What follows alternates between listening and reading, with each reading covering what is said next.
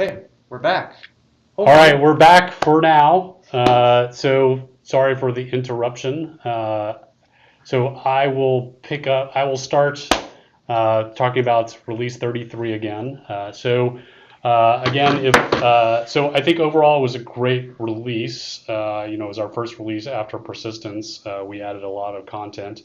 However, it was our first time to attempt some major balance adjustments, and overall, I think that while the changes were necessary to adjust, for instance, taming, I think that we should have listened a lot closer to the feedback we were getting to those changes on QA and reacted faster. And so we'll attempt to do that more in the future. So, so that's my real quick post-mortem about, how I think things went. So, Chris, introduce yourself. Chris Spears, the tech director, but also lots of design stuff and hands all over the project. But my post-mortem would probably be similar to yours. I think to a lot, we were kind of the bad parents where we let the kid go crazy and we ignored him until it was critical because he was jumping in somebody's table or something, and then we kicking the back of the seat on the airplane. So kind of the ignore. Oh my God, we have to fix it, and we did that a little too much. I think we had also just some breakdowns in terms of team communication where things were being done without enough scrutiny from other people on the team to sanity check some things. So I think we had some very wild pendulum swinging type stuff where we were way too far on one end and shot way past on the other side and then shot back and then hopefully ended up somewhere in the middle. But a little too much pendulum swinging on those. In terms of other stuff, I guess we don't really have a section to talk about economy, but I've been paying close attention to the economy. And again, that's another place, in addition to taming, that's the other place where there are a lot of things where it's like, take it all away. Okay, give it all back. Take it all away. Okay, give it all back. And I know that's, it kind of made me laugh when we were doing some of that stuff because I remember people, about 2 releases ago screaming, "You're not ready, you can't do this, you can't do a final wipe, you're not ready."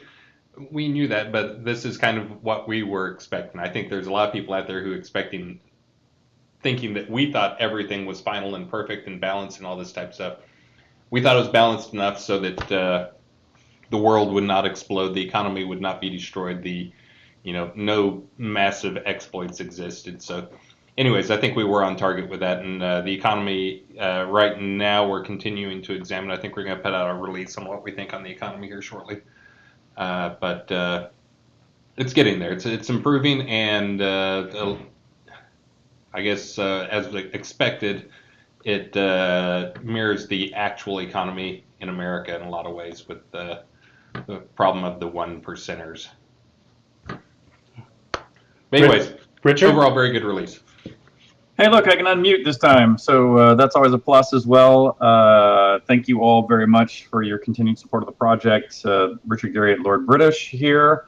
My focus these days has been on story, and I actually am pretty excited about what I see. I'm well aware, as you all are that are playing, that 80% of what you might call story or you might call places to go get resources or fight battles are still incredibly rough at best. But there now is a slice of the game that is rapidly becoming very close to what I would consider finished quality. And by the way, also my estimation on how many hours it will take people to get through it has gone way up.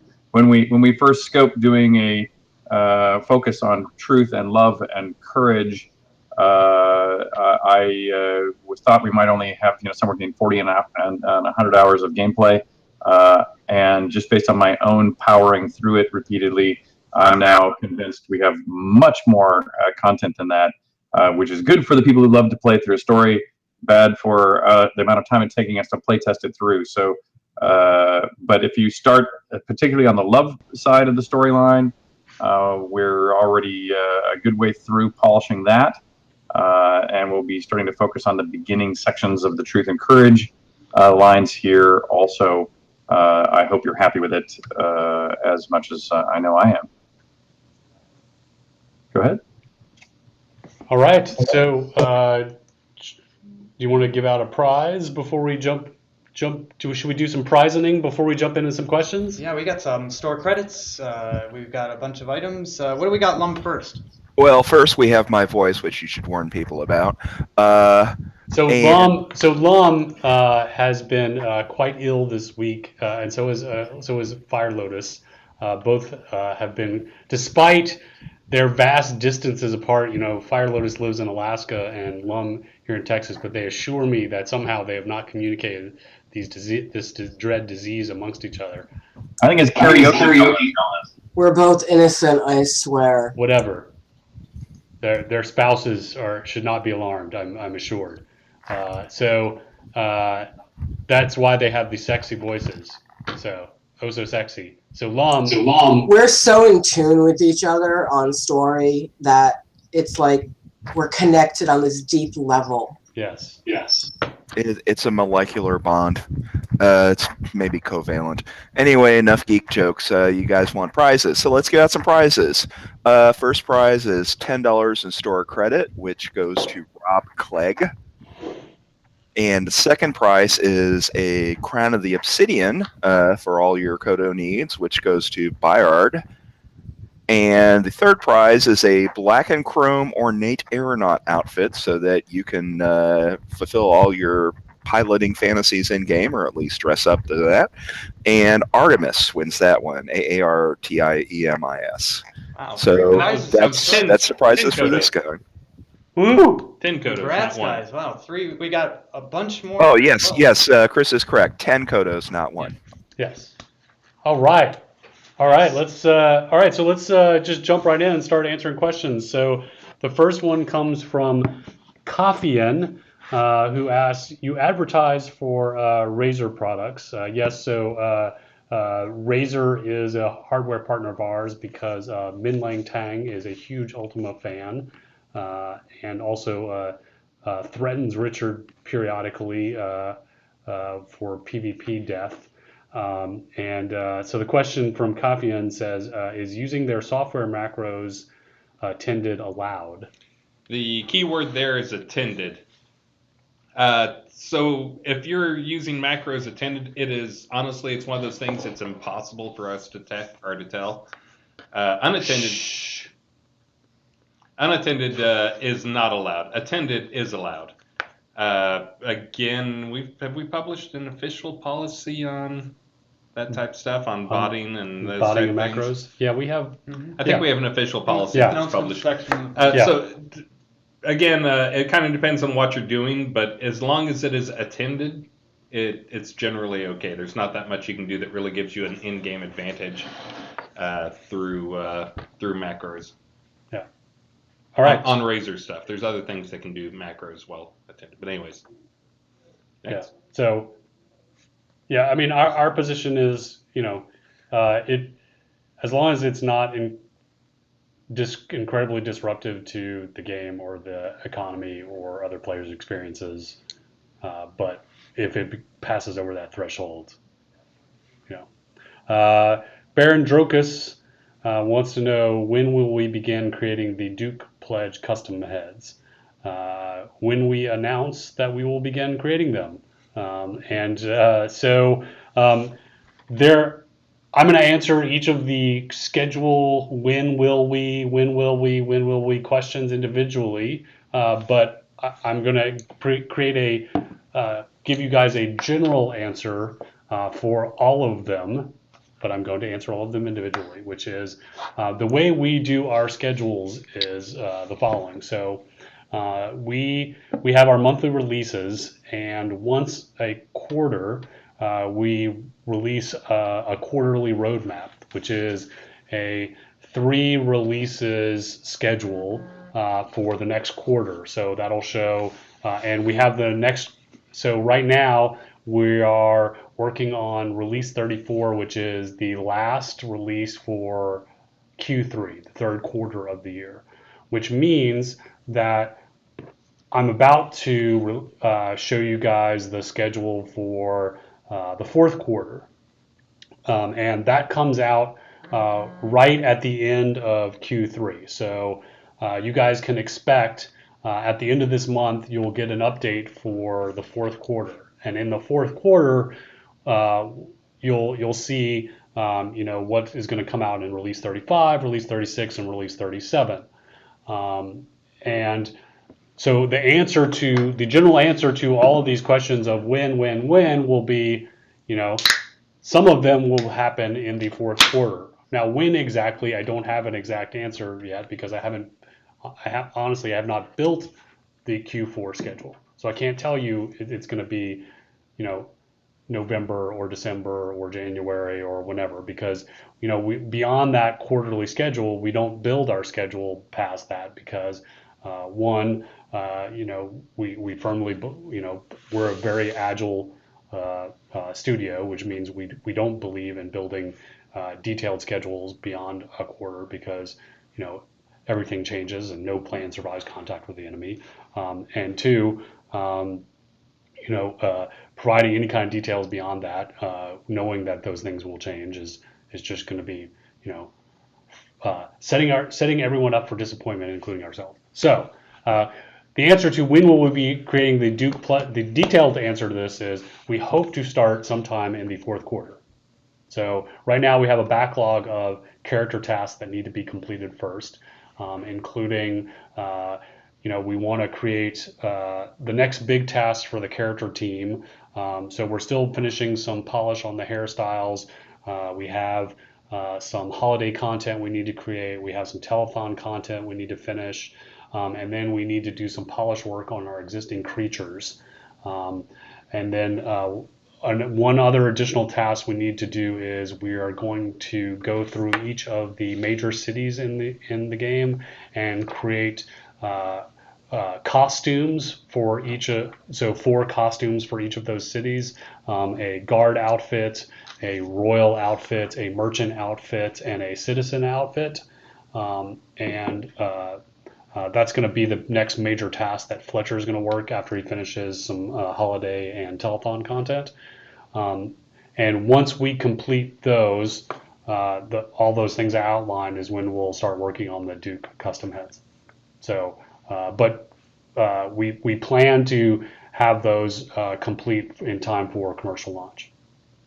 Okay, Vermifuge. Any chance Royal Founder Governors will get a gold title option? That's a noted request. However, that gold title color was something that was part of a pledge. And since the player-owned town title was not part of a pledge, that actual title color wouldn't necessarily qualify because there are. And so that's kind of mixing your chocolate and your peanut butter. So probably not. But noted. Coder 1024 wants to know, is there a roadmap / schedule available for when the various clone scenes will be, quote, uncloned? Going back to my larger question, yes, but it's going to be on a quarterly basis. So right now, the ones we're working on are S-Guard, which we talked about in an update last week. Xenos is getting another pass starting at the end of this release. And then we're going to be working on Graph Island. And then you're going to see, at the end of this month when I post the Q4 update, you're going to see the next list of scenes that will get an uncloning. And right now we're focusing on cities, but we're also going to start hopefully, in addition to cities, we want to start working on uncloning adventure scenes as well. But what we really need is we need some world builders. So please, if you know anybody who's awesome at world creation, we need people more on the artistic side on this, less on the gameplay mechanics. We need artist level builders is who we're really looking for. Please have them apply because we really need those people to help us with this process. Let's see. Bowen Bloodgood wants to know where there'll be payment plans available to upgrade existing towns and or bundles. I'd really like to upgrade over time, but can't afford to pay huge lump sums. We were talking about this actually today. Um, there's a lot of work that needs to be done to migrate the system that we were using to do payment plans for the pledges over to the bundle store to make that happen. And this also goes into we're not just hiring level builders, we're also looking to hire lots of stuff. And one of the things we're looking to hire is a web person to help unload a lot of that stuff and speed a lot of that stuff up so we can add new features to the web and update stuff. Yes. All right. Let's see. Sir Grant. Oh my gosh, look, it's another schedule question. Can you tell us the time frame for when second and third character slots will be released? Possibly in Q4, but stay tuned. Oh, look, another schedule question. Groot. Any approximate date when we can feel safe that our account is safe with the availability of multi-factor authentication? Hiring a web dev. Yes, we want to do this. We want to support, but we need another programmer. Yeah, and it's also one of those things, we've talked about this before, and as I've said in past Hangouts, yes, we want two-factor authentication if you use, or without it, as long as you're using a unique username and password that you don't use in other places, you're generally pretty safe. And if somebody does get compromised, as did happen in that last attack we had a few accounts compromised, which is why you now have that hideous thing to type in when you try to type in Oh my username God, and the password. CAPTCHA. It's awesome, isn't it? You guys love that. We love it as much as you do. It's really great, isn't it? We should use that as a daily quest where you get like 500 experience points if you can type the captcha right the first time. Oh my God. I think I failed 5 times today alone. So 5 times. It keeps you guys safe. It keeps us safe too. Yeah. It's protecting you It's from protecting yourself. us from complaints because you can't even get in to complain about it. So, but seriously, though, as we said before, this is kind of the two-factor authentication is something to save us time. Well, we had to spend some time on the cleaning up the mess of people's accounts being compromised. So it has been bumped up our list. But as we mentioned, that's one of the things we're also trying to hire right now is a web person to help out. All right. Groot also wants to know, could we improve the character deletion process so it requires re-entering password to confirm the deletion? That's probably a reasonable request. We've also talked about taking it even further, like... Shall I Jira it? Sure. Or like having to type in the name of the character, things like that. So we should make it super hard. All right, CAPTCHA. Whoa, CAPTCHA. Oh, At that would least make it it's super hard. Yeah, we should. Yeah. I hate our current CAPTCHA. It takes me like 3 or 4 times to figure out what the dang CAPTCHA says. And that's how we know you're not a robot. We can put it in runic. Okay. That would be better. Athanol wants to know, could we please unbundle the block package from the add-on store so we can buy blocks per type? We've discussed that, and this is part of the same, we get the same request for like the signs as well.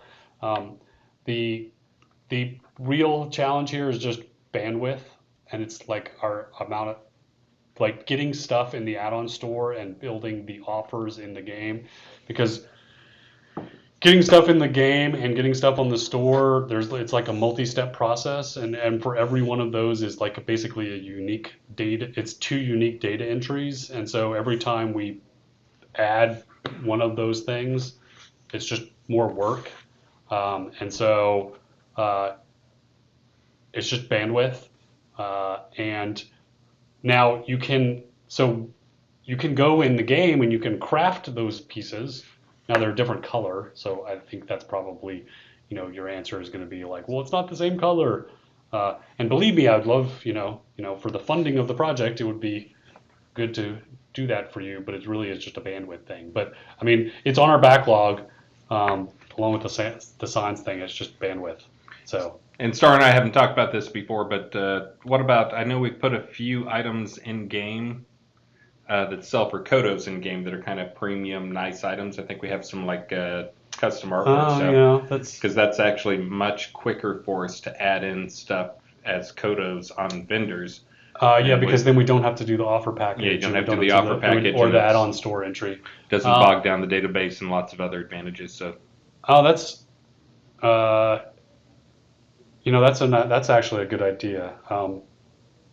Richard's going to offer to Jarrett now. Yeah, that's actually a good idea. Yeah, anything to improve our bandwidth, like this live stream. All right, let's see. Yeah, so actually, that's actually a good idea, Chris. We should think about that. So we've talked. So that's something we've talked about. We were talking about that the other day too. Is like taking things, duplicating things that are on the add-on store, but also putting them in the game for crowns because it's the same kind of thing. And so anyway, that's an idea. Yeah, and also just so players know on the economy stuff, since I brought up Kodos and stuff in game. I'll write it up. Right now, there is still a glut of Kodos in the game. My prediction was that it would clear up around the end of the month. We will see how it goes. But right now, the prices have not started rising. They will not until the glut clears up a little bit. So, and once that does happen, though, we will also increase drops in game. It looks like we're getting questions from Discord chat, so if you're in Discord, go ahead and ask your questions. We are tracking those here with us. Let's see. Well, Richard, I know you were suggesting this earlier, but since someone asked about the block package, should we have a little flash sale about the blocks? The blocks? The blocks in the add-on store? Should we do a little flash sale for the blocks? Absolutely. Okay, I'll go have Dallas do that. So I'll take it. Or we could do prizes while I go do that. We don't have the Prizes, Lum. Give out some prizes. We While can he's do away. the prizes as we want. Okay, Yeah, let's give out some instantly, prizes. Yes, everything. $10 store credit goes to Krullen. And Hey, I've got one I want to give away. Ooh, 10, we know. $10 code, 10 Kodos go to Lord Reese. A pack of breathing fire emotes, so you can breathe fire in multiple colors, goes to Zedden. And a in-game sword crafted by Atos. That's plus. Why don't you describe your sword? I put down there a weapon that I'll craft a weapon for somebody in game. I'll see what I And- can get. I think I can get a plus 10 weapon. That's pretty powerful, which also means that its durability will be pretty low. But if the person contacts me in game, whoever the winner is, contact me in game. Well, or in that Discord or person whatever. would be Peebo. Peebo wins the Oh, I know Atos who Peebo unique is. I've seen that weapon. name before. Maybe that's because they're a cheater. what? Jeez. Anyway, that's your prizes for this round. Congrats, everybody. Peebo, contact me on Discord and we'll set up a time. I'll figure out. You can tell me what weapon you want me to craft. Did you get I'll the craft name? you a magnificent weapon. All right. So, two things just happened. So, building blocks are on sale for 50% off for 2 hours.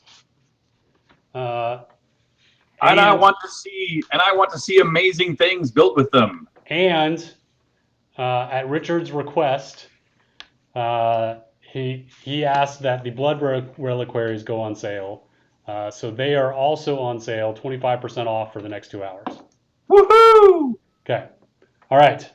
So next question. So I'm going to do 4 more from the post, and then we're going to answer a few from Discord.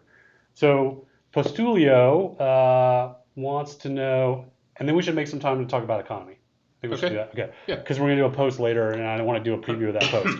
So Postulio wants to know, could we put in an option to disable the glow from magic and enchanted armor and weapons is quite jarring. So I think, okay, so there's 2 issues there. One, we should make the glow look better. That's one. But 2, I think that we want people to know that you're using a really good weapon.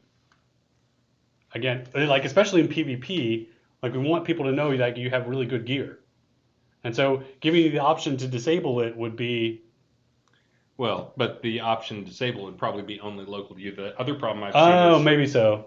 that it's Okay. pretty much you might as well put like a spotlight on you if you're talking about PvP stuff in terms of the gear, because people know that if you're wearing gear, when someone gets a kill on you, the ransom will always include one piece of equipped gear. So if you're wearing a bunch of magic armor, you immediately become a target who glows in the dark in addition to the other problems. And it means they're going to get a big ransom if they kill you. Well, that's great. That makes it interesting. What's wrong with that? It is pretty ugly. Well, I mean, we need should to make it look better. We should make it look better and make it so it does not glow in the dark, because that's We also should definitely make it look better, but I'm not even sure I concur with you. It shouldn't glow in the dark. I actually agree with Star on this one. But here's a wacky idea. What if you could spend an enchantment to make your enchantments invisible? Or there was a potion to turn your enchantments invisible. Or we could just make the effect look more natural instead of. Or you could make the the effect targeting look better. because that's what it is. It's essentially the targeting. Yeah, effect you could we used to make have. the effect look less shitty. Okay. But yes, we could All right. make it glow too. All right. Blue Fire wants to know: are there plans to move the music from constantly playing 24/7 to being more occasional, like a tractor in combat, and to indicate season, weather changes, etc.? Yeah. So there is actually a task in the backlog that's sitting on you. I don't think it is. Oh, did I move it to Justin? Maybe I moved it to Justin. Yeah, probably because It was sitting on you forever for like 6 months now.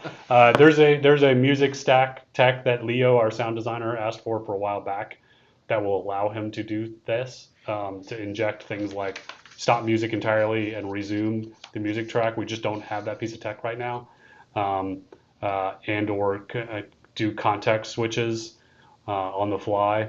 Right now, we can do it on certain state changes like death, but we don't have the ability to do fine transition. Like right now, we can't do it in mid song without really jarring changes, and so there's some pieces of tech that Leo, our sound guy, needs to be able to do that. But yes, we absolutely want to do exactly what you suggest. We just don't have the tech written yet. Bandwidth. We don't have bandwidth. Find us a programmer. All right. Combat and adventure zones. When will we see level 6, 7, 8 plus adventure zones?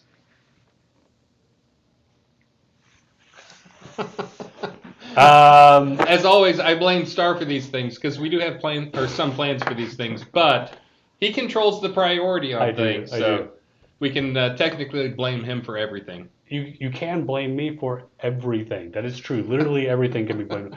Now, if something comes up and it doesn't get done in a release when it was supposed to get done, then you can blame me. Sure. So when you see those line throughs on the sheet of stuff we promised you, but Yes, if it's not on the original thing, then it's his fault. If there's a line through it, it's my fault. How about just Adventure Zone 6? We'll start one at a time. So hopefully in Q4, we actually do want to get some higher level adventure areas. So in Q4, we hope to get higher level adventure areas and PvP adventure areas. Both of those in Q4. When can we expect a PvP roadmap? Q4. It's part of my Q4 schedule release. Look at that. It was like a win question. Alpha. Also on the PvP and the higher level adventure zones, there is actually a major chunk of content that Richard and I have now discussed, and Richard has signed off on and loves it, that we just need to get with Star. So now Richard and I can blame Star because he has not made time for a meeting, and we keep... And by the way, when Chris and I agree that some major piece of content should be done, that means that the planets are in alignment, and we should get it done while we can. What Richard is saying is that I like to shoot down his ideas a lot. Or I like to shoot yours down. Either way. True. Actually, works both ways. Yeah. All right, Alpha. When are we going to get the death combos? So combos. Okay, so I think we talked about. So I think we talked about this during the telethon as well. Like combos are one of those things which are, I think, one of the coolest potentials of our game and one of the least realized things in our game. Where we, some of the first skill trees we made were fire and blades, I think. And so there's a bunch of combos for fire and blades, and then we never made any other combos, or we made a few, but very few, and so some chaos ones, I think. And so we absolutely need to go and make another pass of combos. And the other thing we never did, I don't think, is we talked a long time ago, like all combos right now, I think are just 2. Mhm. But we talked a long time ago about having like triple combos and like getting there's so much potential in the combo system, uh, especially at the high levels and in PvP and stuff like that. And so we're gonna get there. And also just looking, now that things are live, people have had time to settle in, more people are learning the system, more people are playing. It's also clear that a lot of people are using the combos that are in there now. So it's not that people are avoiding them, and we really need to get serious about fixing them. I had told somebody, which I'll say here, but we'll see how it ends up, that I was going to add a dozen new skills or combos for this release. We'll see how it goes. I'm optimistic. I always am. All right. Let's see. Nemesis asks, will we see a fix to the pet focus costs? Right now, it's ridiculous. So we did push a adjustment to the curve to the concentration skill cost. Which is now the curve to that is exponential versus linear. So it should be much better if you level up that skill. They're always going to drain focus, and the really big, bad, nasty creatures are going to drain a lot of focus. That is the way they balance because they are basically an extra DPS generator in addition to whatever else you're doing. And if they didn't drain focus, then you would also be able to cast, a bunch of skills and spells in addition to this extra thing that was generating DPS. So, we made that curve adjustment. So, I mean, we can look at it again. And this is also when we talked, or I mentioned earlier about the pendulum, where we started way off and we swung way to the other side way off, and then we kind of came back and we're in the middle somewhere. This is one that may still end up being adjusted as we look at the different levels, making sure that levels match up with levels in terms of how much focus is lost. I think it is much, much closer than what it was. It may still need some more adjustment, but we'll keep looking at it over time. Yeah. But it is high, but it's intentionally high because, as Star was saying, it is, if you have that pet out, it is as powerful as you were before, plus a pet. And the thing we're trying to avoid is having it so everyone has to have a pet to be competitive. So we've got to have some ongoing cost for those. Yeah. Roman Sobolska asks, will we see tweaks to dual wielding? Dual wielding damage output comes nowhere near output of two-handed weapons, even if one has the offhand attack skills leveled. So I think in the hangout before last, in the first telethon, I talked at some point about dual or two-handed weapons, or dual wielding, and felt it was extremely underpowered. There's actually been a big wrench thrown into that in terms of how powerful it is, and actually some people are now thinking that it is too powerful. I think it's still a little underpowerful, but the big thing that has changed is now we actually have enchanting, where having two weapons, you can have each of them enchanting, you get bonuses off of each of them. That helps balance that out a little bit. I think it's still underpowered in the DPS category, but as I also hear people are doing things like, well, you got enchants on procs on both weapons that can actually improve your chances or improve your damage. But I do believe the damage per second does not compensate for the second round of stats from another weapon. So we will be taking another pass at that and figuring out the better way to balance those.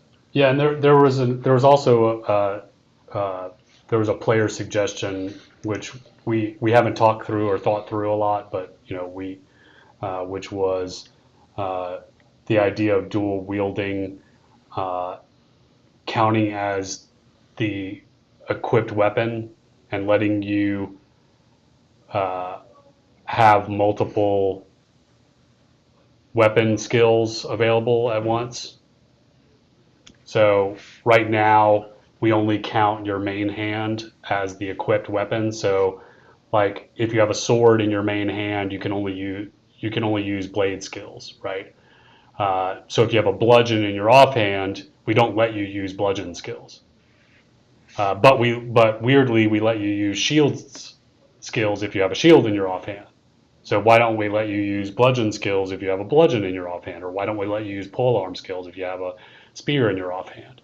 So that another way, without adjusting DPS, another way we could make offhand more interesting and more powerful is letting your offhand also count as the equipped weapon requirement for skills, and then you could have, blade plus polearm skills all in the same deck, or blade plus bludgeons all in the same deck. So, Yep. which Yeah. would be an interesting. But yes, we know something has to be done. I Yeah. had evidence of that the other day. I was in game and I saw somebody who was dual wielding, and I was like, "Looks cool." And then of course they informed me that they were actually the real deck. That was just their show, what they wore Right. for show. And Yeah. then when they actually got into real combat, they pulled out like a two-handed axe. Right. Yeah. So, but I want to explore the open up multiple weapon skills with offhand, because I think that would be really cool and interesting. All right. Will there be changes to weapon durability based on the? This is still Roman. Will there be changes to weapon durability based on the weapon? I can go through 2 sets of daggers and a single night of play. A two-handed sword lasts for weeks with some constant repair. Well, that's because a dagger takes a lot less materials to make, and so it has a much lower overall durability than a two-handed sword, which takes a lot more materials to make. So that's how that balances out. So I'm surprised it's that but that different. That seems a little extreme. well, this might be related to, I think haven't people been saying that weapon durability is going down way faster than armor durability?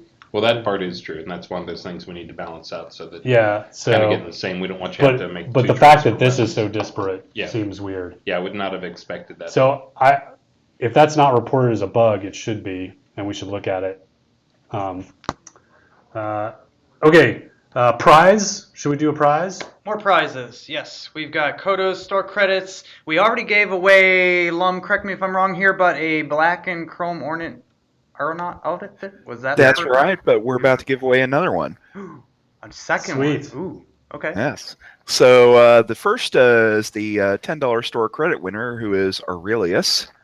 And the second is the 10 Kodos winner, who is Neurasis Elvenstar. And then finally, you have, as mentioned, the black and chrome ornate aeronaut outfit. And Ansev wins that one. Ansev. Nice. So Congrats, those- Ansev, on that. Congrats, all of you winners. If you're curious on what is this outfit, what does it look like, you could just go to shroudoftheavatar.com store page in the, help me guys, add-ons section. Yeah, it's in the add-on store. It probably is still on the very front tab. It's That's probably right, still on it the is. news tab. So, all right.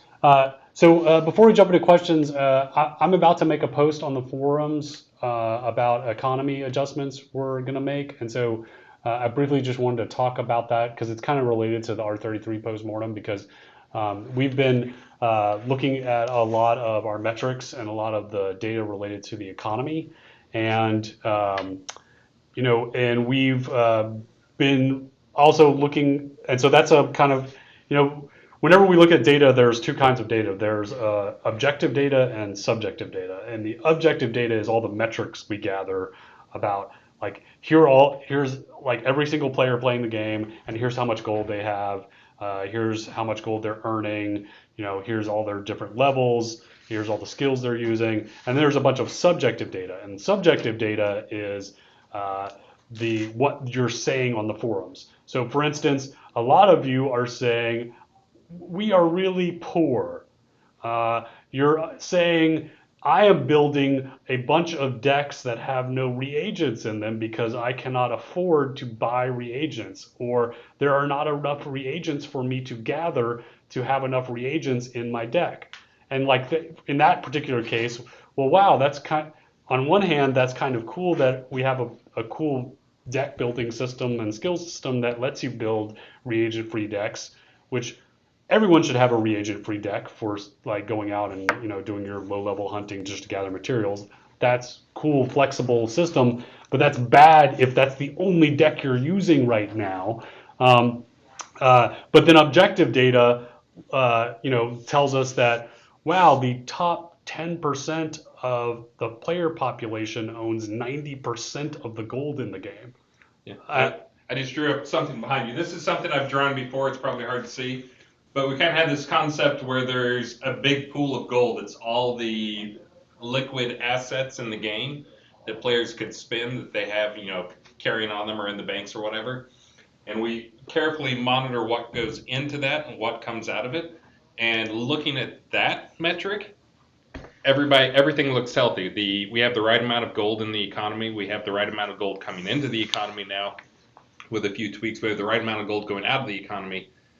The problem is just what Star was about to say we have some really, really wealthy people. So looking at this as the whole of what we expect per person does not tell the whole story. Right. So the top 1% of the people are destroying the bottom 99% of the people. Well, yeah, and so if we look at like averages and means, like, okay, things look great. Like the average gold earned per hour looks good, blah, blah. But then if you actually drill down into the details of the data, like we have this huge discrepancy between, the haves and everybody else. So, 90% of our player population is almost at the point where it is very, very hard to play the game. Like doing things like building reagent-free decks and not buying things from vendors. So we have like vendors that have tons and tons of inventory of crafted items, our player-driven economy that no one is buying.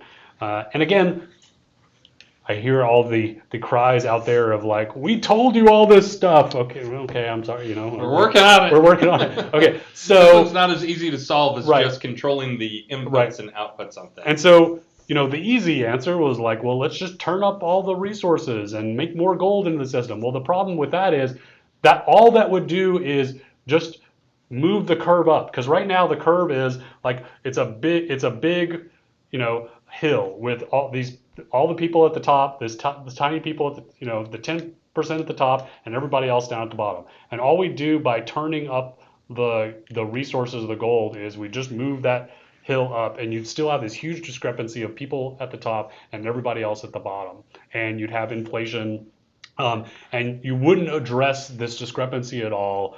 All the prices would adjust. You'd just move the problem down the road, and nothing would be solved. So what we instead have to focus on are solutions that address the people who don't have the money, while don't give more money to the people who already have tons of money, and which isn't easy. That's not as easy as the just turn all the gold up.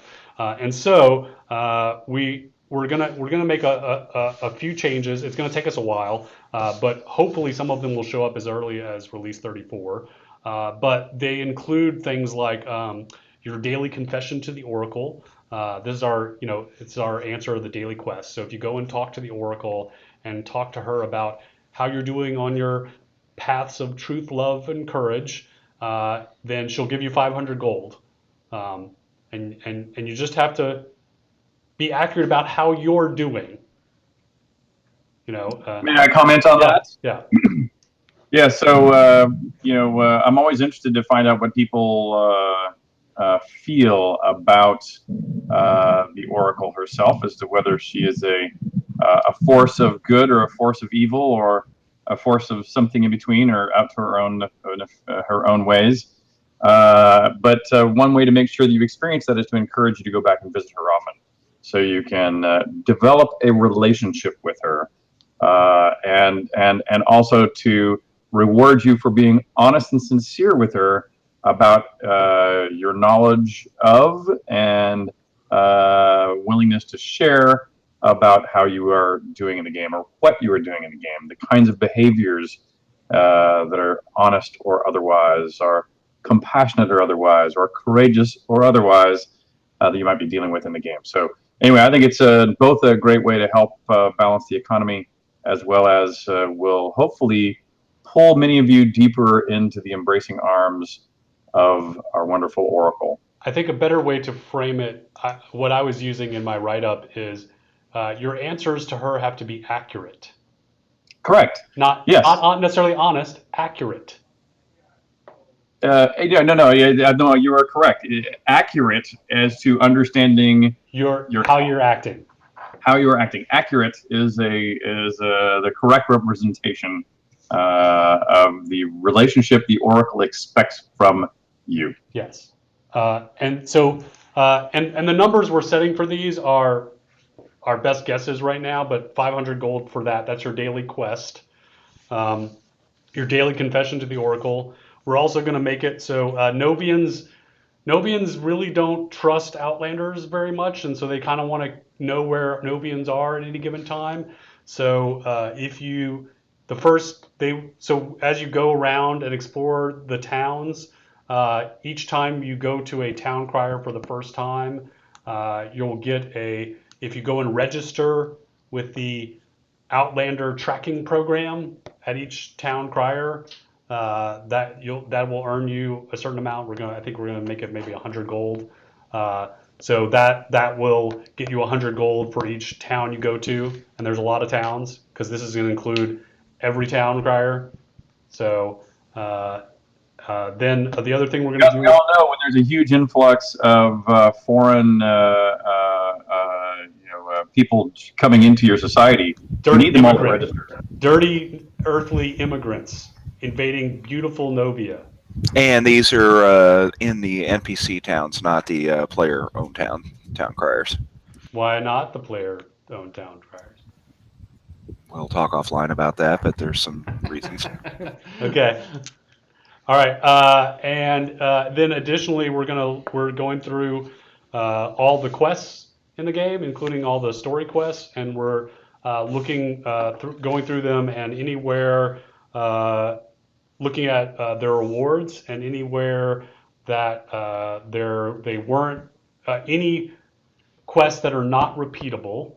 So these are the non-repeatable quests, like for instance the ones in the story. If they did not have gold rewards, we're going to be adding gold rewards, and if they have gold rewards, looking at ones that we might increase the gold reward. So as you go through the story, you'll end up richer than you would have before necessarily. We're looking at all the scenes that are near the starting areas, and we're going to do a slight increase in the resource yields in those areas. And finally, we're looking at reagent spawners in particular, and making sure those are evenly balanced throughout the game, so that you're not 100% relying on having to buy those from merchants, and that they're like I think we in our economy balance meeting we discovered that there might be a couple of reagents that aren't necessarily balanced properly against the skills that they're used with, like they should be. So those are just, and there's going to be a complete list in this post that I'm making. But the goal in all this is, one, to make it throttled so that the people who are already using the system very, very well to make themselves very, very, very wealthy, while they can get money out of these things that we're doing, it's not going to have a measurable increase in the money they already have. But all the other people that are challenged to get wealth, this will have a very measurable impact on their quality of life. Another thing that's going to happen is there'll be a change to how spawners work in a lot of the outdoor zones, probably less in the indoor zones, but for the people who are farming creatures and those things, those will spawn in a more realistic manner. were kind of, you wipe out the whole zone and then it just really slowly, occasionally pop, pop, pop. Those are going to come back in big chunks. So it'll feel a lot more natural and you won't come upon these practically empty spawns. I saw somebody asking what the top 10% were. So some of the stats, just to give you an idea of how out of whack it was, the top 25 players had more than the bottom 10,000 players combined. The actual amount, as I've been watching it day after day, the top players, it's moved around a lot, and it's obviously there's a lot of guild account stuff going on and people saving up money. The most I've noticed anyone having, one individual character having at any one time, was around 2 million gold, which if you look at the total economy up there, that number is around 100 million gold right now, the total amount in the economy. So one single character had 2% of the total wealth. But then the next day I looked and that person had spent more than 1 million of it. So whether that was transferring around to other characters or other things, but that was kind of the peak I've seen on any individual character for when I've been watching. The top 10%, I think at about the 10% mark is where people have in the 15 to 20,000 gold on hand at any given time range. And that's in the top 10%. And when you get the top 1%, that's up to around 100,000 gold on hand. So anyways, just because people were asking some numbers. Richard, they also said that they were saying in chat that you look drunk, that you always look drunk. And I'm realizing now that like you do kind of look drunk. You look not great on this. And I think it's because you have... you're just going off of like the screen lighting is all we're seeing on you, and then you've got really strong backlighting, and it makes you look like your eyes are sunken in, and you're red. And you're red. So just let people know. True. Yeah, but you were correct that I don't really have any lighting. Yeah. Oh, it's because and here at the office you have that light. Oh yeah. See. Yeah. See. Yeah. There you go. Okay. Yeah. So you just have hold that there the whole time. Okay. We can call him Red Skull. Yeah. Oh yeah, much better. So Richard is not actually red. It's just because he's lit by the computer and it's giving him like weird looking. And while I do participate in the drinking during our telethons, I have had nothing today. Yeah, we're giving our livers breaks right now. All right, let's see. Thaleb Karna. Dynamic weapons is something that is being worked on. It is? I don't know what that means. I think he may be talking about like weapons that level up. Okay. Track how many kills things have had. All right. It is on the schedule, it's just not on this But have board. you thought about us mages? For example, a wand that becomes Undead Slayer should add 10% damage to spells cast on undead. Yeah, that would be if dynamic weapons is what we think it is, like weapons that level up, then yes, that would be exactly what it would do. And not melee hits with the wand. You jump ahead. That would be a No. proc. That would be a proc, like the kind of procs we do. So yes. Yeah, the wands are going to be, since there's another question here about wands and staves, currently they're bludgeon. What happened to the ranged attack, auto attack? So wands That's from will... Doctor. So the next question is from Doctor, and he asks, why are staves and wands only acting as melee weapons? What happened to the ranged attack, auto attack? So I think the real plan is get the attacks of any type off of wands and only leave them on staves. But then making them so they are much better magic bonuses. I thought they already had significant magic bonuses, but again, making it so it's bigger than other things you could have in terms of adding to your attunement on different skills. So the idea would be you would use a wand, and basically you'd be making up for the damage lost from melee. With it, melee. I'm going with melee. Melee. 40 hours of hangout. It's melee. Melee. Melee. What was I saying? Oh, but it would more than make up for what you lose in melee damage through the attunement. As people started figuring out that having a high attunement is actually really important for things. but also giving other magic bonuses. We're going to continue expanding on those things, what bonuses things have. So again, reminder: we're not a static game. We're going to continue expanding enchantments. We're going to extend, masterworks, everything across the board. So.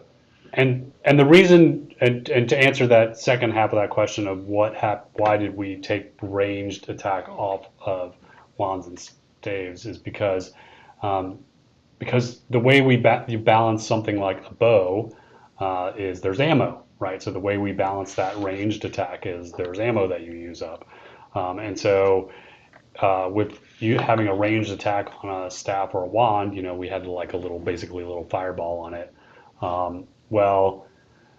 There's no ammo there. So at one point we tried a couple of things. We tried, let's make it use focus. So it slowly drains your focus away. Well, that was terrible because then you had no focus left to cast spells. So, so we changed it.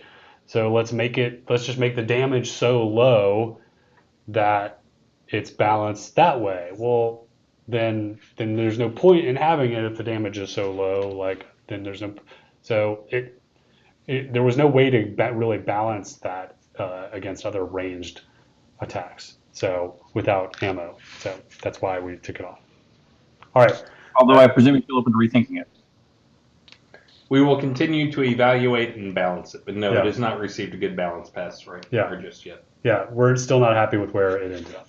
Jay Bardis wants to know, is there any chance we get a configuration option for the low health haze? I second this notion. Sure. It is, I hate it. It comes on and scares the crap out of me. At 50% health, that's way too low. And it's too dramatic when it comes on. Sure. Yes, great suggestion. Right, Jira, Richard. All right. Sir Grant wants to know, are polearm combos forthcoming? Yes, as there will be combos for everything. I hereby commit to doing at least one polearm combo for this release. What? Someone needs to remind me of that. Polearm combo. Polearm combo. Richard, Jira. Okay, polearm combo. What was the last Jira? The other one was a config option for low health haze.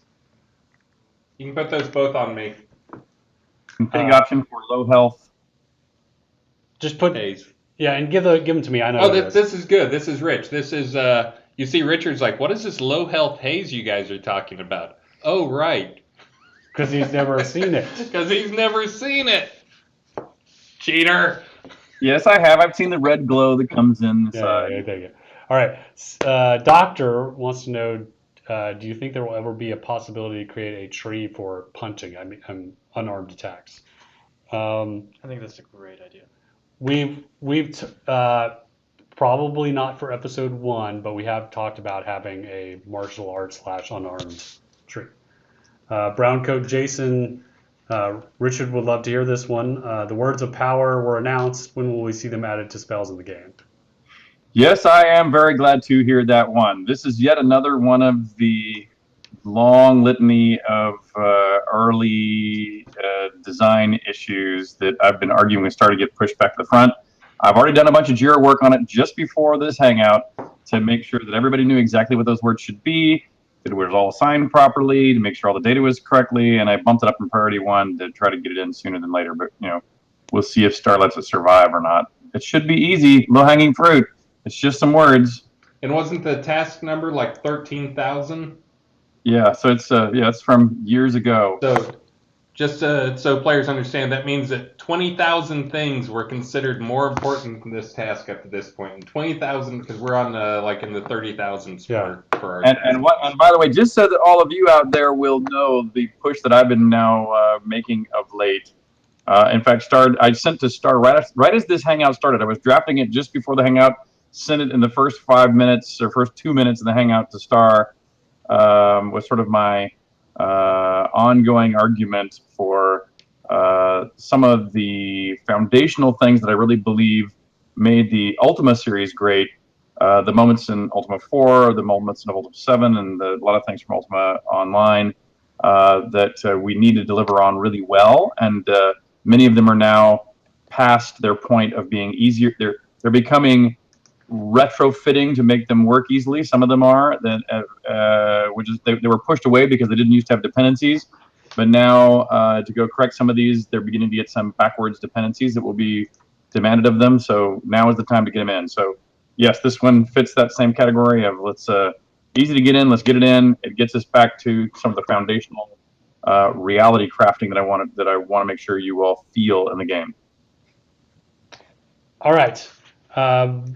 Vermifuge says the pontificate emote was apparently made teachable, but only to those who newly acquire it. Will anything be done to correct this for those that already have this emote? Yeah, I just forwarded this over to Attenwood. He'll get that at Jira for that, and we'll fix it. We just need to redeliver the emote to you guys. Just force the redelivery of the offer. Cambrius. Oh, so thank you for the reminder, Cambrius. So Cambrius says, since their quest for learning master skill training already implemented, cannot all adventure skills and combos be learned from specific quest trainers?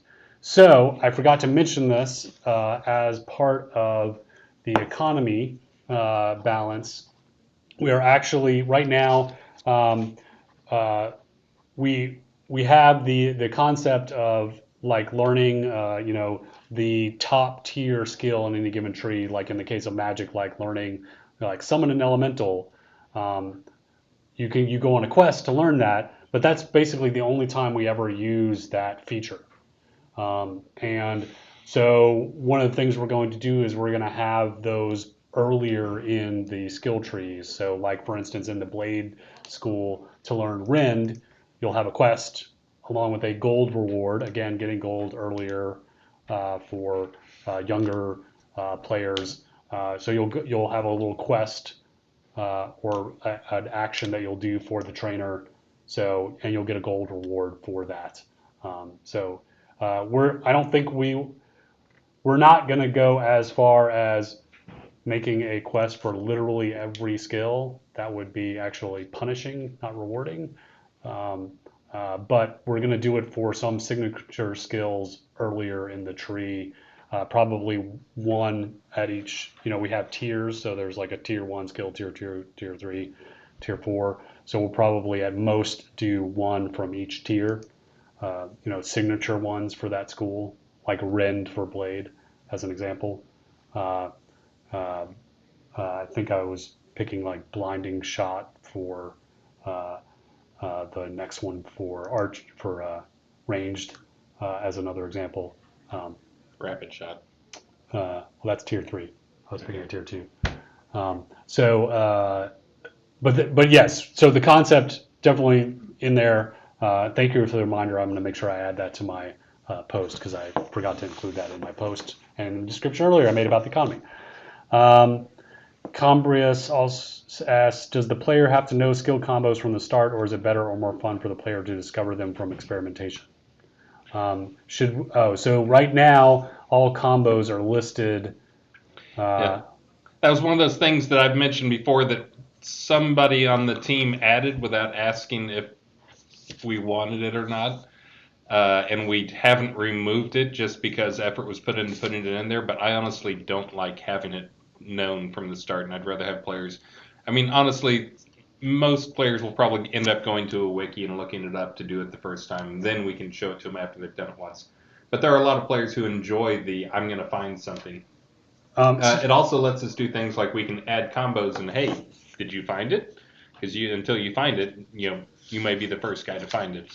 So I think what we probably would like to end up with is still have that interface, but do like we do with crafting, where you can find them from quests. You can discover them through experiments, etc. So yes, right now we'd rather not have them all available, viewable up front. We just haven't done it.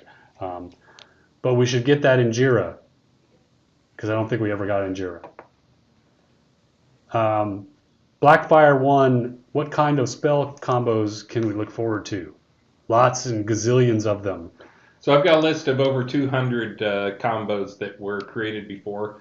I'm going to go through and see what skills people are actually using and what schools people are using again. I do this every now and then kind of push down. Okay, I'll call it nerfing. I'll nerf the ones that are way on top and try to figure out why the ones that are on the bottom are on the bottom. Just as a sign of the economy right now, none of the top 25 skills or spells are spells that use reagents. So they're all tier 1 and 2 are in the top 25, and it's beyond that. And that's because players are avoiding using reagents as much as possible because 99% of you are poor.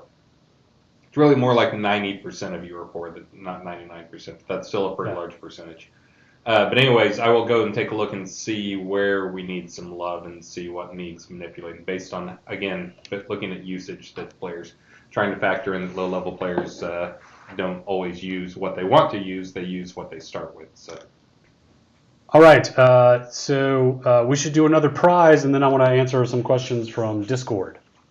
All right. What do we got, Lum, next for prizes? We gave away a couple of aeronaut outfits, some kodos, some store credit. I want to give away a weapon. A weapon. All right, so we're giving away a store credit for $10 to a Kalabeth, Congrats, and Kalabeth. 10 kodos for Palinor, Congrats, Palinor. a pack of breathing fire remotes to Will, a reminder that I need more than 3 seconds notice to pull a winner to Atos, Oh, you're fast. Thank you, Lum.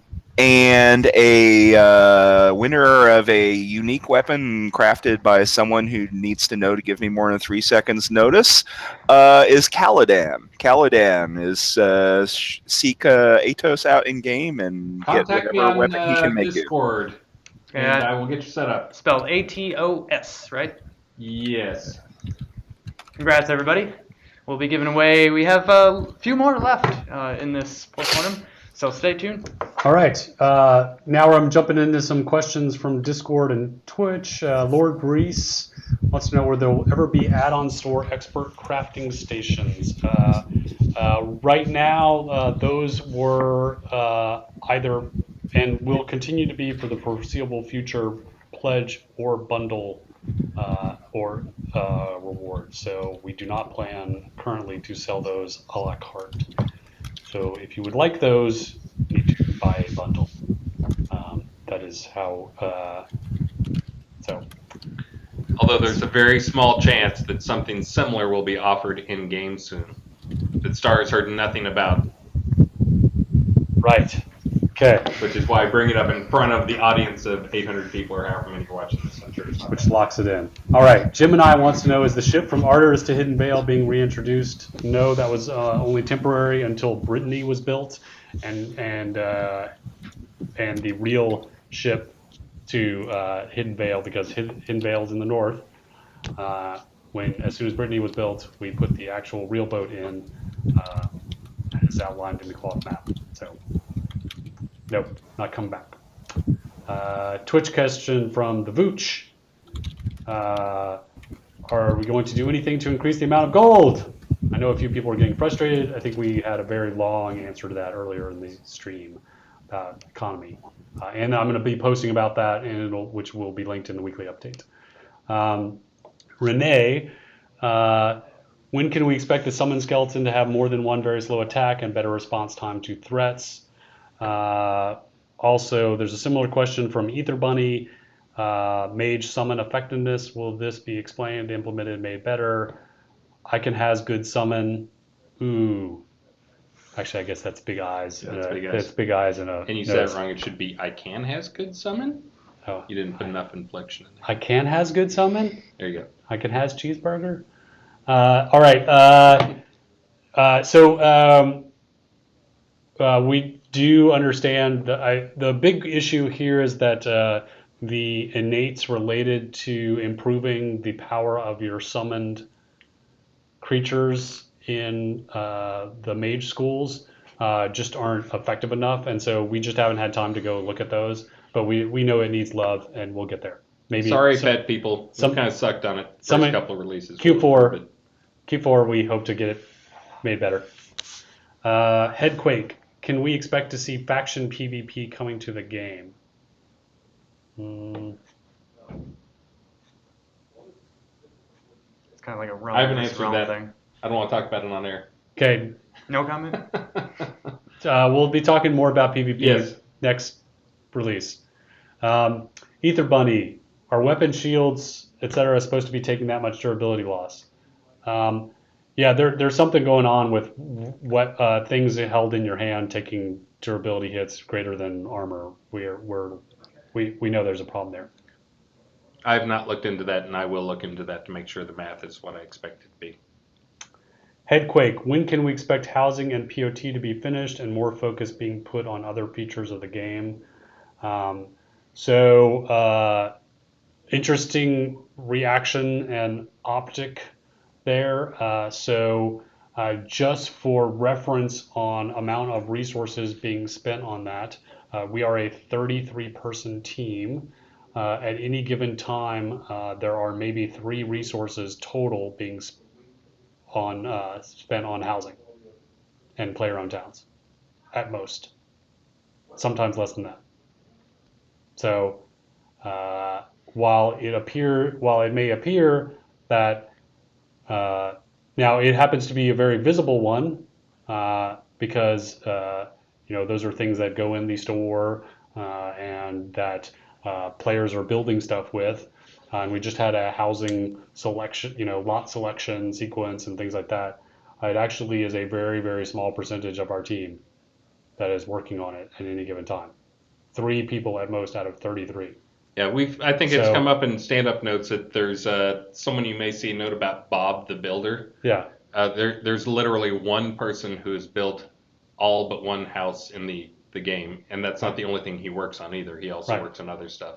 So, and we have Hutch, who works on the maps, the scene templates for that, but he also does like 2,000 other things too.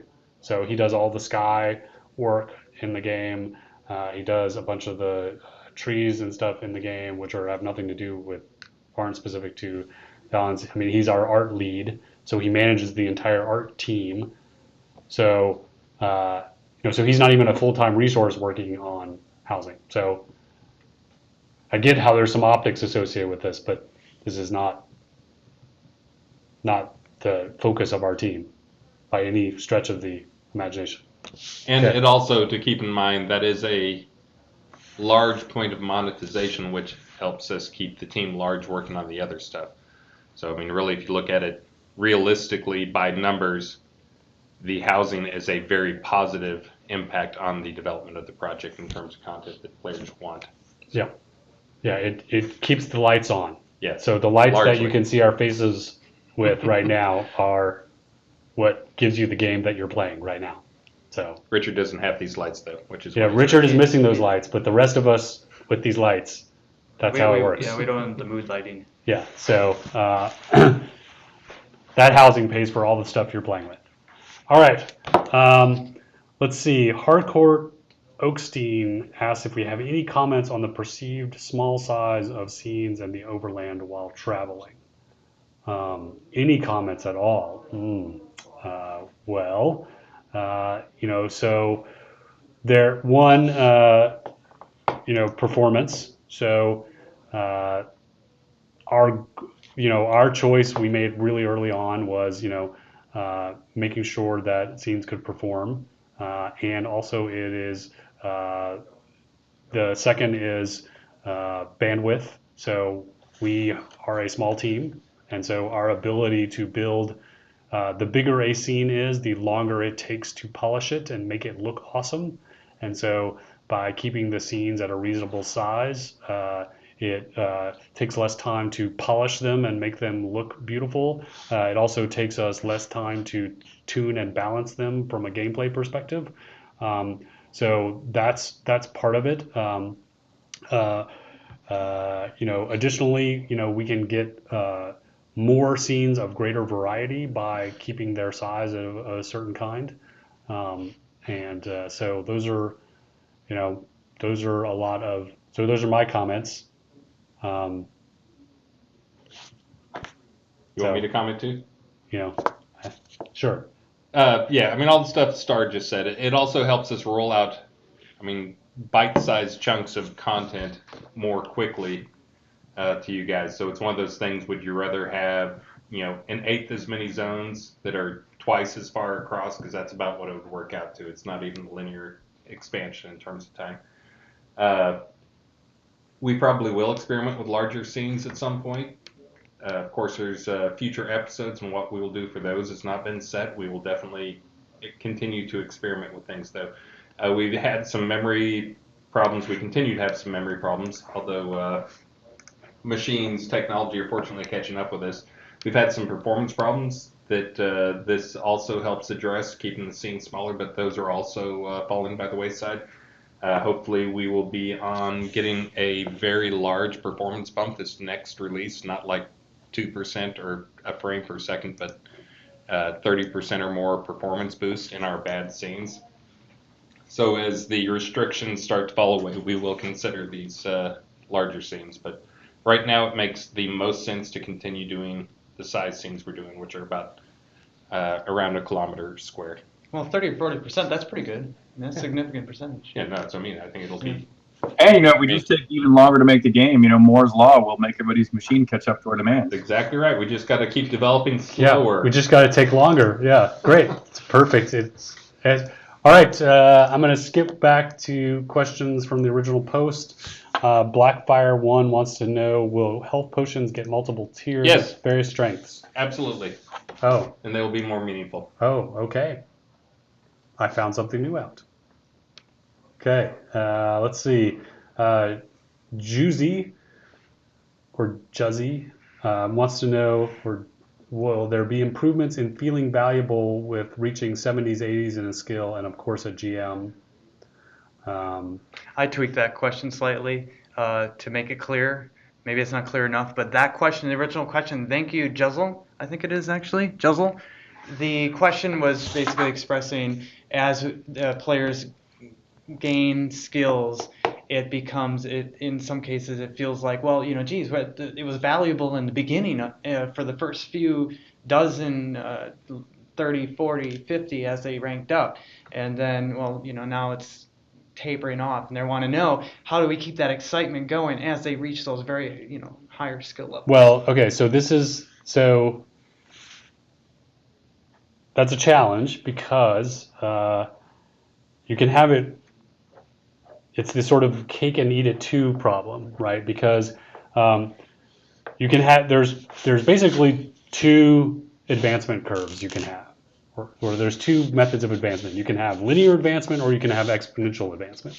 In a linear advancement, you're basically the amount of return you get and how much a skill improves and how much better it gets every time you advance is equal from the beginning till the end. So, which means that you see the same sort of incremental improvement from level 1 to 2 as you see from level 71 to level 72.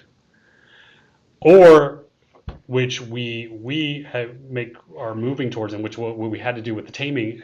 And so a good example is the taming thing we just did. So the initial changes we made to taming, we had it on that linear curve, or not curve, that linear advancement model. But we quickly had to move it to an exponential curve where you saw more returns earlier on to get it to a much earlier effectiveness level, which means, unfortunately, for people who are wanting this big, awesome, exciting returns later, well, no, you can't have both. You have to have it sort of taper off at the end, because you either get accelerate quickly and start tapering off towards the end, or you have even sort of slow, steady snail wins the race. But you can't have both. You're still getting incremental improvements at those higher levels, but it takes a little longer. It just takes longer. It does slow down at the end, but that's what you get in exchange for exciting improvements at the beginning. Yeah, and as you gain levels like that, then you're working more. It takes a little bit longer, but think about everybody else everybody's equal in that regard. So anybody who's level 70, say skill 75, and you're 80, that's 5 points difference, but that's significantly better than skill 5 to 10. So there's a couple things that we've tried to achieve and all this. Like, one of the things we've said from the start was this was not going to be a grinding game. I know people are out there saying they're grinding, but the point is the way the experience is set up is we have it set up so about every 10 points it takes about twice as much skill. So it gets more and more and more costly experience-wise to raise your skill level. Now the results from that work on pretty much a square root curve. So having a 100 skill is not twice as good as a 50. A 100 skill is twice as good as a 25. An 80 skill is about 90% as good as a 100 skill, but only requires a quarter of the experience. Now the reason for this is we have said all along we push no grinding and we push skill play. So we don't want players to just be equivalent to how much they've done, how much grinding they've done. We don't want players who've spent days and days and days out grinding to make it so players who've only spent hours out grinding have no chance. We want to make sure and keep the skill in there. So that's part of making sure that once you kind of hit a minimum level, you are going to be capable of beating players or competing with players for content who have spent 10 times as much grinding. I had a player recently who contacted me because they were concerned because they saw someone who had 18 GMs. So that's one of those things. I think it's just natural to compare yourself to other people. But really, the idea is not, so GM is not the end of the line for us. We put a Grand Master title of GM on 100 because that is a big achievement. For most skills, it takes about 1 million experience points applied specifically to that skill. And it is also, we want to set a point where we consider you a Grand Master and we can give benefits to other people who are around you. But in terms of the actual results, a GM is not significantly better. It's 10% better than 80, which is about 10% better than a 60. So again, it's a very small curve. But again, when you get down to the real skill players, that extra 5% is all they need. So again, pushing for reduced grinding, you can be competitive sooner because of the curve, and that we're also pushing for skill play so that it does not come down to who has done the most grinding.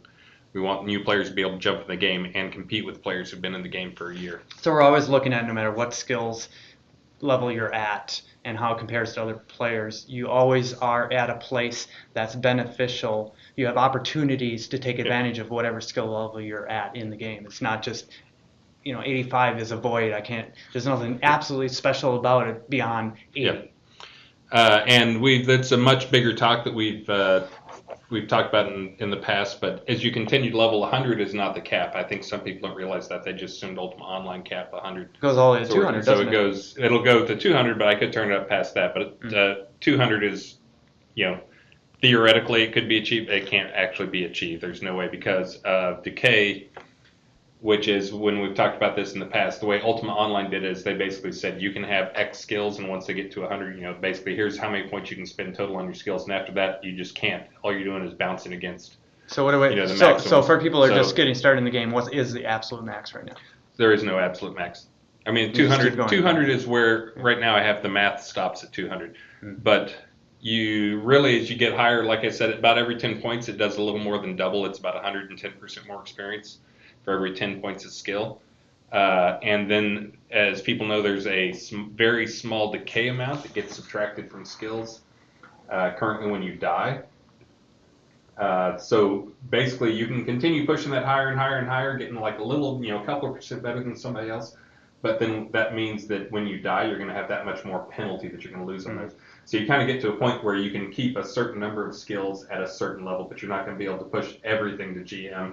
You're not going to, you kind of have to pick what skills you want that extra 5% in. But anyways, the main reason is we don't want, as cool as it would be if you got twice as powerful and twice as powerful and twice as powerful as you leveled up, that has actually been one of our goals because it makes it tough. It makes it very tiered content, so you have exact content. Oh, I'm level 55, I need to be exactly in this spot. I'm level 60, I need to be exactly in this spot. And if you get ahead of that, you're going to get slaughtered. It also makes it so when you get to the end game stuff, The content is exactly tiered to the point that you can't get to tier 2 content, even though you're max level, you can't get to tier 2 content until you've got all tier 1 content. And then at tier 2 content, you can't get to tier 3 until you got all tier 2. And it makes for this very tough progression for players who come in late and don't want to spend, don't want to invest the time. Specifically working against that to make sure that players can be competitive very early on. With the 10th of playtime, you should still be able to be competitive with players who've spent more time. I can talk a lot more, but I'll shut up. I think we have more questions. It's good. Okay. All right. We should do a prize. Oh, yeah, and more prizes. We didn't give Lum a warning, though, so. No, that's fine. Okay. We have, this time, we have $10 in store credit goes to Chojin. And 10 Kodos goes to Yig and Demion. And Chris, do you want to give out a special weapon this I'll time? pick a third one. What? Yeah. All right, so winner of an Atos unique weapon, seek him out in Discord so that he can know who to give it to. Winner of the Atos unique weapon is Theleb Karna. I've heard that name.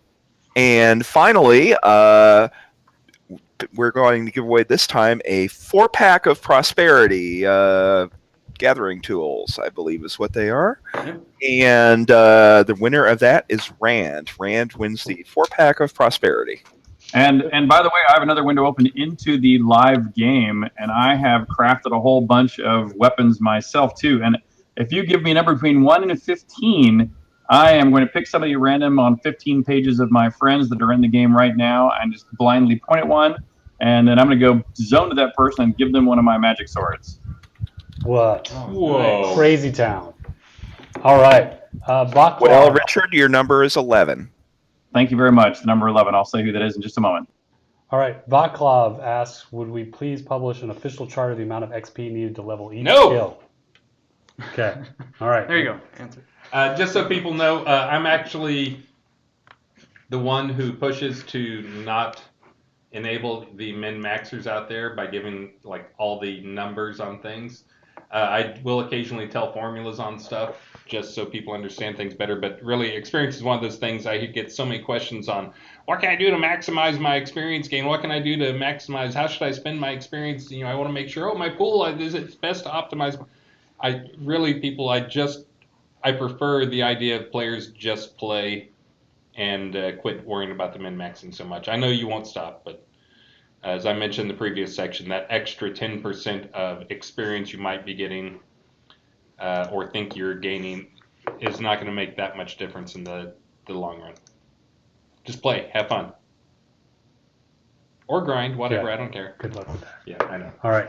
Yeah, good luck with that. All right. Let's see. Amethyst25 wants to know, will there be a buyback from vendors for selling something by accident? Or will we be able to, say, put items in a backpack and set it to not to sell? So this is the players are putting things on public vendors, and then it gets sold off to the bank. So the real reason for this is we originally had... No. She's talking about merchants. Are you sure? They're using vendors, but she means merchants. Buyback from vendors for selling something. Okay, so They're not expiring vendors. Okay. No, they're not using our nomenclature. They're All right. they're calling merchants vendors. I can't talk to these people. They aren't using our nomenclature. They mean merchants. Yes. So it's oh shit, I didn't mean to sell my +8 sword. Yes. It's one of those things I know long term we will absolutely have, but yeah, long right term. now we're hardcore. Yeah. Learn to play. And I just gave the sword to Sean McGalbraith. Sean, who, congrats. was running around in what map is this? Brightbone Pass, and is enjoying fighting his way through. Now with a +7 sword. So you're running around in the game right now, Richard. So if anybody's playing the game, you can find him. I think you have thousands of friends already on your list. I do, and 6 people just friended me in the time that we've been running this contest. Nice. Yeah.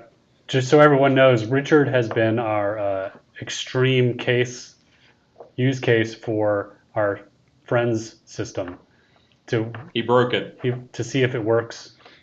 Yeah, he adds everybody. It's just like me adding There's everybody in the no problem forums. with having him this long. It constantly scrolls without me. Yeah. Yeah. All right. Belladonna Rose asks, will the PRTs, these are the will be loaded with NPC vendors, she means merchants, to accommodate folks who move into them so they can adjust to their new homes better. Okay, so nomenclature things. So when we use two different terms. So a vendor for us is a NPC that players can put items on to sell to other players. A merchant is someone who sells goods, and you can sell goods to them. So that's how we use those two terms. And then a PRT for new players is what we call a player-run town, which is not a player-owned town, but it is a town with minimal NPC support,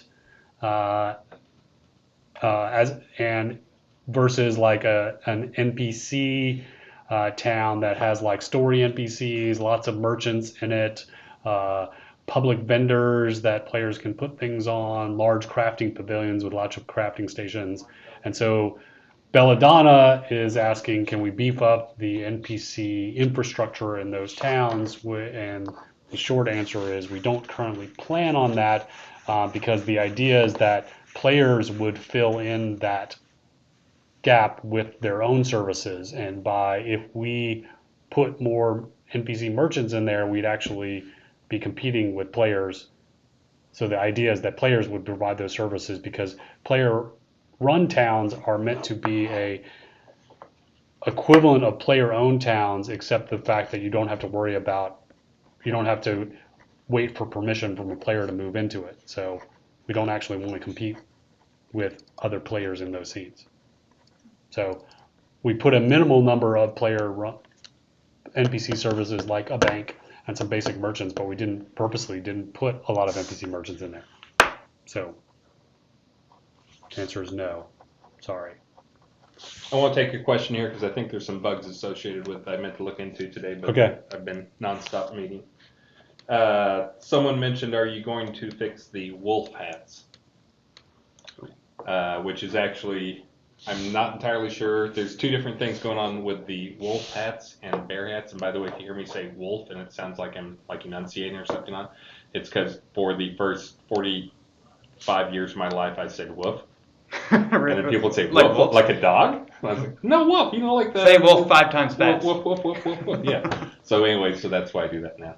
And he also has a wolf on his shirt, I'm a fan sure of he's wolves. very sensitive to the pronunciation. So how are we going to fix them? So there's bear hats and wolf hats. So there was a problem a week or two ago. We actually had a few people. We have some safeguards in the game that will ban people if they exceed some levels of production, some levels of creation of stuff, gold appearing out of thin air type stuff.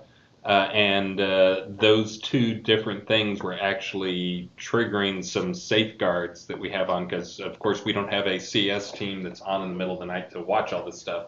We watch pretty carefully during the day, but people would make tons of these during the night and they'd trigger some of these safeguards and would actually, the system blocks the person from logging in until we have a chance to look at it. And those two were odd in that they had some bad values in them. So that was one thing that was broken with them before. My apologies to the 5 or 6 people who got blocked by that issue. But the other one was, it sounded like last night when I was in Discord, players were saying they were getting stuck when they would craft a wolf helm or a bear helm, that they would get stuck crafting, get stuck in the crafting on just those two items, which was a little suspicious that... And a few people confirmed that it started happening on that patch when that change went in. So we need to go look at things. But anyways, we balanced some of the numbers for the bear and wolf hat creation stuff. So hopefully people will not be getting blocked on those things anymore. And that we need to look into whether they're getting stuck. So I'm not sure which issue they were talking about, but here's both the rundown on those two things. Does that mean we have to make another R33 path? No. Okay. All right. Let's see. Carlin, the Druid Archer, wants to know when are we going to see more? When are the real NPC models going to replace the placeholders? I added the quotes. So we definitely are going to be doing more polish on our NPCs. So I mentioned earlier in the stream, so one of the tasks that's on the character team is we're going to do themed clothing for each of the major cities. So the first one on the queue is Arteris. So there's going to be guard, royal, and citizen clothing that's going to match the sort of Asian theme of that city. And that merchant outfit we've been using with the little potions on the belt, and that's actually going to be the merchant outfit for that city. And we're going to be making a new, more sort of traditional medieval European merchant outfit for elsewhere in the game. And we also have a set of new faces for NPCs that we haven't actually put in the game yet, that Kevin made. As part of that, we'll be rolling those out as well. So it's coming. And then Carlin also asked, will we see NPC models using some of the excellent props the team has made for players, like smoking pipes, fishing, wearing interesting clothing? So we already have some NPCs that are fishing already. We don't yet have them smoking pipes, but you're going to see more of that as we do more polish across the NPCs. So you'll see more of that slowly over time. I think we've been working on fireworks. That's the latest one I think we were working on recently. But you'll see them doing more stuff, more props, more behaviors. Or at the same time, smoking while fishing. I think that'd be cool. Smoking while lighting chair. fireworks, while fishing, while playing a lute. Or fireworks to fish, like a scare little with the TNT in the water, to make it a little quicker, right? Richard, you were going to say something? Oh, I was going to say, again, if you look at those, the early towns on the Love Quest, those kinds of polishes are more deeply in there than other places. Although you're adding new capabilities, so they'll be even better. But if people are sort of evaluating how active the NPCs are emoting, then I would go to those early Love towns to be judgmental. And I can't believe Carlin is hating on our NPC models. Come on, that beggar model that you see like all over the place. That's so. I think we should have that as a Halloween reward. What? Go ahead. I was gonna say we should have a potion that makes you look like that beggar does, because that would look like a scary mask. It does look pretty hideous. Incognito potion. Okay. He's almost as good as the guard. That guard looks so awesome. Yeah, the really best thing was when we put up that OkCupid profile for the beggar model. Yeah, that was good. All right, Polaris Penguin asks, would there be more general quests outside of the paths? And will the mail delivery adjustments? Not sure. Mail delivery adjustments. Well, there already are more and more of those, not strictly speaking on the main Truth, Love, and Courage threads events going in. But yes, there'll be more and more over time. So, and I'm not exactly sure what they mean about adjustments in the mail quest. They're talking about the quests that we put in really early in the game when you had mail delivery. So you could go see a town crier and take a piece of mail to another town. The problem is that they still work. We put them in when we had 4 towns. We have more than 4 towns now. Oh, I'll write a JIRA for that for you. Yes, please do, and assign it to me. I've already got some plans, basically having regional and mail and sorting it out like that. All right. So I'm going to do one more question from Polaris, and then so Polaris asks, the Love Path quest with the Spirit Talker going in the Necropolis seemed to involve a sudden jump in difficulty. Is it set this way on purpose? No. No? All right, there you go. Okay. All right. We're actually going to fix it, and it's been on my plate, and hopefully we'll get to it at this release. And Cinderia, we do intend to add more pets. So let's tameable things. So let's read. So Cinderia asks, can we expect that all animals will be tameable? I've been waiting for 8 months to tame a huge scorpion. So we will add more tameable pets. We will add more animals to which you can tame. But as you guys know, we don't have a ton of animals in the game overall. And Step so one. so step one is get more animals in creatures in the game. Step two is make them tameable. I think Cinderia, the real thing she wants, as we all know, is she wants to be able to get the giant versions of stuff so that she can go into town and annoy the crap out of everybody else by pulling up her giant scorpions in the middle of dance parties and stuff. I understand the need. Scorpion dance party. I like that. All right. So Scorpion. Scorpion. Yeah, it's not a scorpion, man. It's Novia. No I'm scorpions in sensing a Novia. theme for this month's dance party. All right. Sorry about the glitches on the stream. We promise it will be better next time. We're gonna do some troubleshooting, figure out what happened. Do better than a 48K modem. Yeah, we'll figure out what the problems were, why we couldn't get on YouTube, and why we had to go down res, and why we had that hiccup at the beginning. We'll do better next time. Just for clarity, though, it is much clearer than it was before. Before we were broadcasting at this resolution and at a really bad jumpy frame rate. So Yeah. it is much better than it was. We just we need to figure out why our bandwidth should be sufficient but isn't. And it'll be on YouTube as well. So if you missed the broadcast or you're tuning in and you missed half of the event, don't worry about it. It'll be on YouTube at youtube.com/.